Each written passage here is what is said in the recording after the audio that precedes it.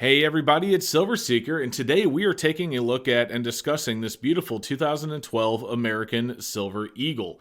Now, if you're not new to the channel, if you're not new to silver stacking, you're probably already questioning why you're watching a video about something so common. 2012 or any year Silver Eagle is very common and easy to find. If you want one, you can just go to any LCS or order it online and get yourself any number of Silver Eagles you would like. However, this one does have something very special to it. I wanted to share that with you, so stay with me just for a minute.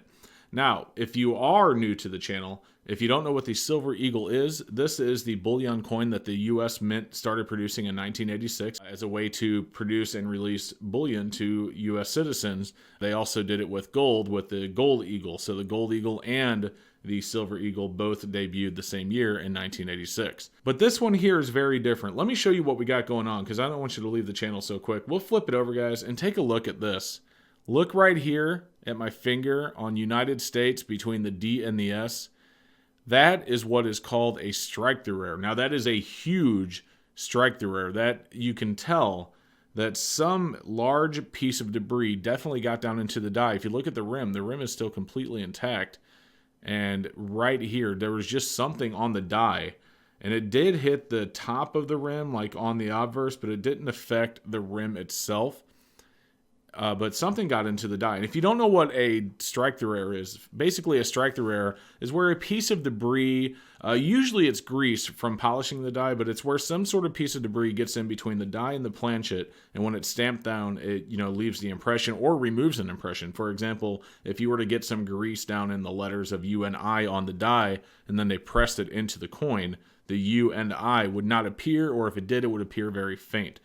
In this case, I believe that it was probably a piece of debris. Now, where I got this thing, I've actually had this for a long time. This isn't a new coin in my collection.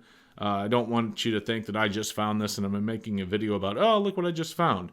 No, I've actually had this basically since 2012. And I bought it out of a roll that had a complete, 20 of these in there with the same strike-through error, and I'm sure there's more out there as well. And I was lucky enough to be allowed to purchase one of these. I just wanted to have it in my collection. Now, I don't know what happened to the other ones out of that roll. I don't know if they were sent off to be certified by PCGS or NGC. I don't even know if PCGS or NGC would certify this error. But it is really, really cool, and I just wanted to have it in my collection. So look at that, guys. It is really neat. That grease strike-through error right there is pretty incredible. And I got to see the entire roll, and I'm telling you, they were all exactly the same. So I've had this for quite a while, but I haven't had a chance to share it with you. And I thought maybe you would enjoy seeing it, so I figured I would make this video. So let's go ahead. We'll switch over to the coin scope and get just a little bit closer of a look at this thing so you guys can see it up close before we end the video. Okay, guys, now that we have it under the scope, you can see it a lot more closely. So you can see where the debris, whatever it was, I don't know, maybe it was a big lob of grease, but I doubt it just based on the fact that all these look pretty identical. But you can see it definitely got really deep down into the coin. And rather than stamping out the actual design, it stamped out the design plus whatever that debris was instead of, the rest of the D or the clip of this S or the tip of the wings going up into the rim. And like I said, right here, you can see where it did hit the rim just a little bit. So it was laying over the rim, but the rim itself, did not take any damage like I showed you previously. So there we go, guys. I just wanted to show that to you under the scope. So let me know what you think down below. This is kind of a cool piece. And I just ran across it, like I said, going through some stuff that I had. And I'm like, oh, I don't think I've shown this yet.